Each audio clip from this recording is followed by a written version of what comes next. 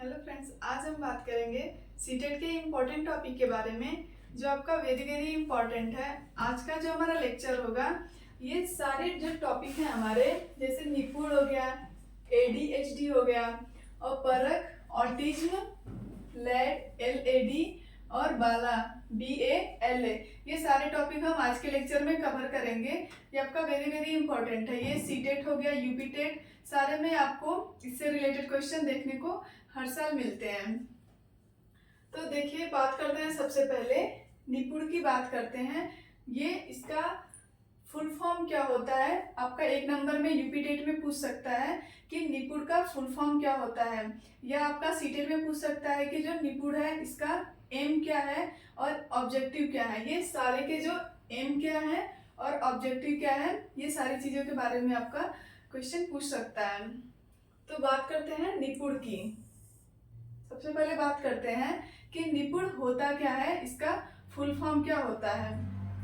तो निपुण का जो फुल फॉर्म है वो देखिए क्या है, national initiative for proficiency in reading with understanding and numeracy.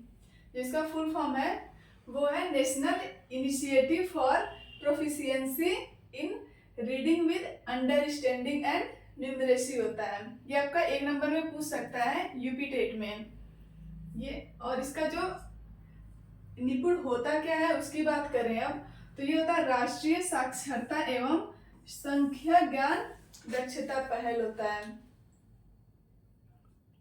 इसका जो मेन, इसका मतलब, इसका जो मीनिंग है वो क्या होता है कि जो बच्चे होते हैं उनको जो भी चीजें पढ़ते हैं क्लास में, जो भी उनकी किताबें होंगी, अगर उनको रीड कर रहे हैं तो उसको वो समझ के पढ़ें। निपुण का यही मेन मतलब है। इसका जो मेन अर्थ है वो क्या है कि कोई भी चीजें बच्चा पढ़ रहा है तो उसको समझ के पढ़े। अगर वो न्यूमेरेसी का मतलब क्या है यहाँ पे कि अगर जोड़ घटाना है कुछ भी, तो कुछ बच्चे होते हैं कि उसको रट लेते हैं, तो रटना नहीं है वहाँ पे, उनको वो चीजें समझ के करना है। न्यूमेरिकल जो भी होंगे, जैसे एडिशन हो गया, मल्टीप्लिकेशन, डिवीजन या सब्सट्रैक्शन, तो उसको समझ के उसको न्यूमेरिकल को सॉल्व करना है। ऐसा नहीं कि उसको रट लें केवल, यहाँ पे समझ करके बच्चे को पढ़ना है। वो किसके अंदर आएगा, तो निपुण के अंदर आएगा। उसके बाद देखिए नेक्स्ट क्या है, एडीएचडी। एडीएचडी का फुल फॉर्म पूछ सकता है आपका एक नंबर में कि एडीएचडी जो होता है इसका फुल फॉर्म क्या होता है। तो attention deficit hyper activity disorder. ADHD का फुल फॉर्म होता है attention deficit hyper activity disorder होता है। इसका मतलब क्या है बात करेंगे। एडीएचडी का जो मीन्स होता है, इसका क्या होता है एडीएचडी का, तो जो प्राइमरी लेवल के बच्चे होते हैं, जो छोटे बच्चे होते हैं, उनमें अटेंशन की कमी होती है, उनमें एकाग्रता की कमी होती है। छोटे बच्चे क्या करते हैं कि अपना माइंड एकाग्र नहीं कर पाते हैं, उनका ध्यान भटक जाता है। जैसे अगर किसी एक चीज पे फोकस नहीं कर पाते हैं जो छोटे बच्चे होते हैं, तो उन्हीं को क्या बोलेंगे आप, एडीएचडी। उनका ध्यान भटकता रहता है, कोई एक चीज नहीं करते हैं। वो अगर पढ़ने बैठे तो थोड़ी देर पढ़ेंगे, उसके बाद वो खेलने में उनका ध्यान चला जाएगा। ऐसा नहीं है कि वो पढ़ रहे हैं तो केवल पढ़ते रहे, उनका ध्यान भटकता रहता है। ये किसके अंदर आएगा, तो एडीएचडी के अंदर आएगा। Attention deficit hyper activity disorder होता है ये आपका एक नंबर में डायरेक्ट क्वेश्चन पूछ देगा यूपी टेट में। एडीएचडी का फुल फॉर्म क्या होता है, तो attention deficit hyper activity disorder होता है। ये छोटे बच्चों के अंदर होता है, उनका ध्यान एक जगह नहीं रहता है, एकाग्रता नहीं कर पाते हैं बच्चे, जो छोटे बच्चे होते हैं। उसके बाद नेक्स्ट देखिए, बात करेंगे हम ऑटिज्म की। अब किसकी बात करेंगे, ऑटिज्म की। ये होता क्या है, आत्म केंद्रित इसको बोलते हैं। ऑटिज्म को आत्म केंद्रित बोलते हैं। ये देखिए, इसका जो मेन जो अर्थ है इसका ऑटिज्म का, ये होता क्या है, स्वलीनता। ये बच्चे के अंदर क्या होता है, जो छोटे बच्चे होते हैं उनके अंदर एक लिमिट में होता है स्वलीनता। ये छोटे बच्चों के अंदर लिमिट में होती है। उसके बाद देखिए, ये सोसाइटी से डिस्कनेक्ट होते हैं। जो छोटे बच्चे होते हैं वो आसपास के लोगों से घुल मिल नहीं पाते हैं, कनेक्ट नहीं कर पाते हैं अपने समाज के आसपास के लोगों से। क्या होते हैं, सोसाइटी डिस्कनेक्ट होते हैं। जो ऑटिज्म के शिकार होते हैं बच्चे, वो क्या होते हैं, समाज से डिस्कनेक्ट होते हैं, आई कांटेक्ट नहीं कर पाते हैं। जो ऑटिज्म के शिकार होते हैं जो बच्चे, वो आई कांटेक्ट नहीं कर पाते हैं, उनमें हेजिटेशन की कमी होती है, बच्चे के अंदर हेजिटेशन होता है, वो आसपास के लोगों से घुल मिल नहीं पाते हैं जल्दी। जो जिन बच्चों के अंदर ऑटिज्म होता है वो सबसे आई कांटेक्ट नहीं कर पाते हैं।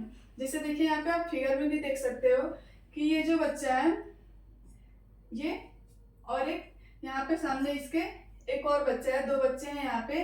तो ये क्या कर रहा है बच्चा जो है आपका, ये आई कांटेक्ट नहीं कर पा रहा है।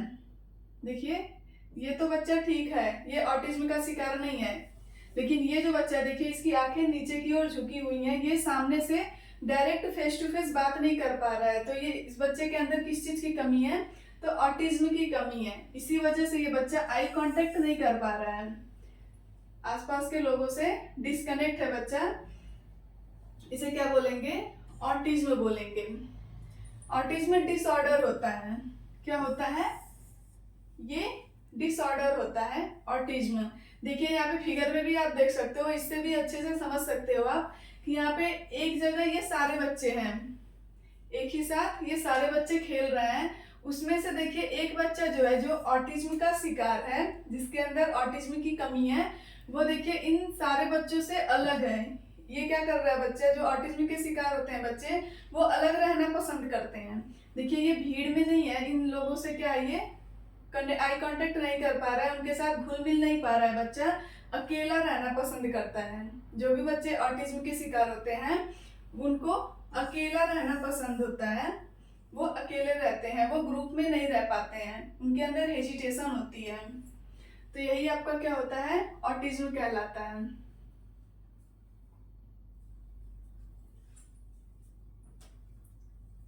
उसके बाद नेक्स्ट क्या है हमारा, परख। ये भी आपका इम्पोर्टेंट है। आज जो भी टॉपिक हम करेंगे ये सारे टॉपिक हम इस लेक्चर में कवर करेंगे।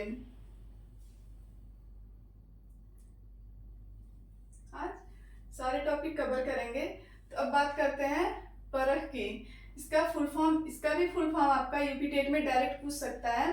तो इसका फुल फॉर्म जो होता है वो क्या होता है, ये किसके अंदर लिया गया था, तो एनईपी 2020 के अंदर इसको लाया गया था परख को। देखिए इसका फुल फॉर्म क्या है, performance assessment review analysis of knowledge. Performance assessment review and analysis of knowledge for holistic development. ये आपका वेरी वेरी इंपॉर्टेंट है, इससे रिलेटेड क्वेश्चन हर साल आपको देखने को मिल सकते हैं। तो देखिए इसका जो मीन्स है, परख का जो अर्थ होता है वो क्या है कि जो बच्चे का आकलन, जो छोटे बच्चे होते हैं उनका आकलन करने के लिए परख को लाया गया था, इसको फॉलो किया गया था परख को, कि बच्चे का जो आकलन, उसका जो परफॉर्मेंस है उसका असेसमेंट करना, बच्चे का रिव्यू करना, जो भी चीजें बच्चे को सिखाया जा रहा है, पढ़ाया जा रहा है, तो उस बच्चे का रिव्यू करना, उसके बारे में जानना कि बच्चे को जो भी चीजें सिखाया जा रहा है उसको कितना समझ में आया, कितना सीखा वो बच्चा। उसके बाद एनालिसिस ऑफ नॉलेज, बच्चे का विश्लेषण करना, बच्चे के ज्ञान का विश्लेषण करना, ये भी आपका परख के अंदर आएगा। परख को फॉलो करते हैं और इन सारी चीजों को जब असेसमेंट करेंगे बच्चे का, तो उससे क्या होगा, होलिस्टिक डेवलपमेंट होगा, बच्चे का सर्वांगीण विकास होगा। किससे, परख से क्या होगा, बच्चे का सर्वांगीण विकास होगा, बच्चे का जो संपूर्ण विकास होगा परख से। बच्चे का जब हम असेसमेंट करेंगे, रिव्यू करेंगे और बच्चे के नॉलेज को एनालिसिस करेंगे, तो ये यहाँ पे क्या है, प्रदर्शन मूल्यांकन, समीक्षा, समग्र विकास के लिए ज्ञान का विश्लेषण। इसका मीन्स क्या है कि बच्चे का जो असेसमेंट करेंगे, उसके परफॉर्मेंस को चेक करेंगे, उसका रिव्यू करेंगे, देन उसके जो जो उसका नॉलेज होगा बच्चे का, उसका एनालिसिस करेंगे, उससे क्या होगा, बच्चे का समग्र विकास होगा, संपूर्ण विकास होगा, सर्वांगीण विकास होगा बच्चे का। यही आपका क्या कहलाएगा, परख कहलाता है। इसका फुल फॉर्म आप स्क्रीनशॉट भी ले लीजिएगा या कॉपी में नोट डाउन कर लीजिएगा। इसका full form performance assessment, review and analysis of knowledge for holistic development होता है। उसके बाद देखिए, इससे रिलेटेड क्वेश्चन है आपका कि परख योजना, जो परख योजना है कि को कब और किसने की थी, किसने शुरू किया था। जो परख आपका है ये एनईपी 2020 के अंदर इसको लाया गया था। इसको कब और किसने शुरुआत किया था, तो 11 सितंबर, कब परख को कब लाया गया था, तो 11 सितंबर को 21वीं सदी में। और किन्होंने इसको लागू किया था, तो प्रधानमंत्री नरेंद्र मोदी ने। परख को किन्होंने लाया था, तो प्राइम मिनिस्टर नरेंद्र मोदी। और कब इन्होंने लाया था, तो 11 सितंबर 2020 को। इम्पॉर्टेंट ये पॉइंट है, आप स्क्रीनशॉट भी ले सकते हो या कॉपी में नोट डाउन कर लीजिएगा। अगर कहीं कोई भी प्रॉब्लम हो तो आप कमेंट बॉक्स में कमेंट करके पूछ सकते हो।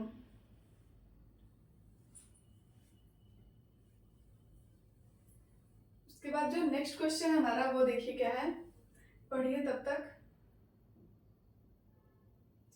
एनईपी 2020 के तहत, एनईपी 2020 के तहत सभी मान्यता प्राप्त स्कूल बोर्डों के लिए मानक सेटिंग निकाय के रूप में क्या स्थापित किया गया है।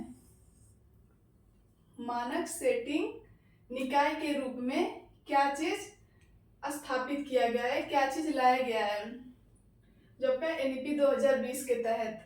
तो यहाँ पे देखिए, जो फर्स्ट ऑप्शन है आपका निपुण, ये निपुण नहीं लाया गया था एनईपी 2020 के अंदर, इसको परख लाया गया था। यही आपका क्या है, राइट आंसर है। एनईपी 2020 के तहत परख को लाया गया था स्कूल बोर्डों के लिए, मानक सेटिंग जो निकाय होता है उसके रूप में इसको स्थापित किया गया था, परख को।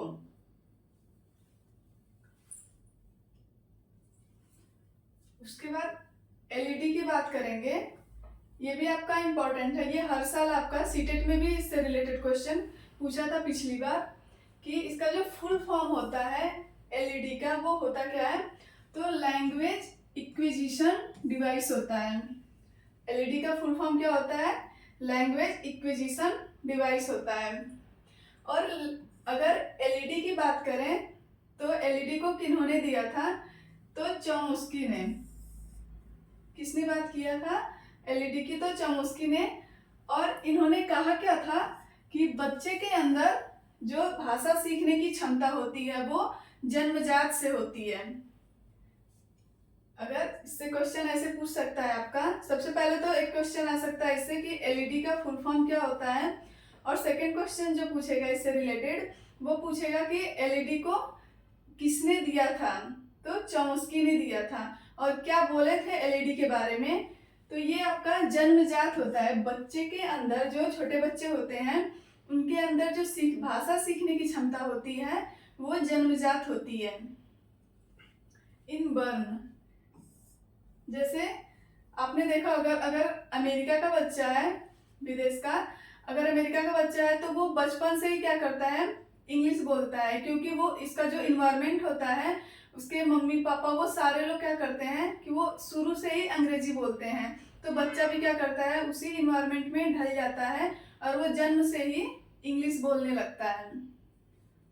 तो यही होता है आपका एलईडी होता है। बच्चे के अंदर जो भाषा सीखने की क्षमता होती है वो जन्मजात से होती है। चॉम्स्की ने बात की थी एलईडी की। उसके बाद नेक्स्ट क्या है, बालन। इसका फुल फॉर्म क्या होता है, building as learning aids. Building as learning aids होता है। ये होता क्या है कि क्लासरूम में जो रिसोर्सेज हम यूज करते हैं, जैसे आप देखे होंगे अपने, कहीं भी अगर तैयारी करने जा रहे हैं या कहीं भी, क्लास अगर अपने घर में हो उसकी बात कर लें, रूम में क्या करते हैं, पूरा डेकोरेट करते हैं। जो भी चीजें आप पढ़ाई करते हैं, जैसे चार्ट पेपर हो गया, तो क्या करते हैं कि चार्ट पेपर दीवार पे लगा देते हैं, जिससे क्या होता है, आसानी होती है। जब भी आप रूम में एंटर किए या कुछ भी कर रहे हैं तो आपका नजर तुरंत उस पे चार्ट पेपर पे चला जाएगा और आप आराम से उसको सीख सकते हैं, उस चीजों को जो भी आप चार्ट पेपर लगाए हैं पेपर उसमें अपने दीवार पे। या यहाँ पे क्लासरूम की बात की गई है कि क्लास में भी क्या चार्ट पेपर वगैरह लगा करके क्या होता है, बच्चा अच्छे से सीख लेता है, उसको देखता। जब भी हमेशा मन नहीं होता है कि किताब खोल के बैठे पढ़े, तो अगर क्लास में मतलब अपने घर में भी लगा लीजिए आप, तो जब भी मन होगा तो वहाँ पे जाके तुरंत आप देखेंगे तो आपके माइंड में फिट हो जाएगा कि हाँ ये चीज, चाहे फॉर्मूला ही ले लीजिए, आप दीवार में लगा देते हैं, चिपका देते हैं, तो वो हमेशा रिवीजन होता रहता है उसका, सोते टाइम भी आप देख सकते हो। तो यही होता है बिल्डिंग, जो क्लासरूम रिसोर्सेज होते हैं यूज करते हैं as learning aids. Learning aids का जो एम होता है वो क्या होता है, लर्निंग बाय डूइंग। क्या होगा इससे, बच्चा खुद से करके सीखता है। यहाँ पे जो लर्निंग एड्स है उसका एम क्या है कि बच्चा करके सीखता है। यहाँ पे चार्ट पेपर लगा लिया जैसे, तो वो खुद से किया है, इम्प्लीमेंट खुद से किया है, तो उससे बच्चा सीख रहा है, वो अपने लिए खुद के लिए किया है, बच्चा करके सीख रहा है। तो वही आपका क्या है, बाला, BALA, उसका फुल फॉर्म क्या है, बिल्डिंग एज लर्निंग एड्स होता है। उसके बाद नेक्स्ट देखिए क्या है, निपुण भारत, उसकी बात करेंगे। निपुण भारत की हम बात करेंगे नेक्स्ट अपने लेक्चर में। आज का लेक्चर हम यहीं पे समाप्त करते हैं। Thank you.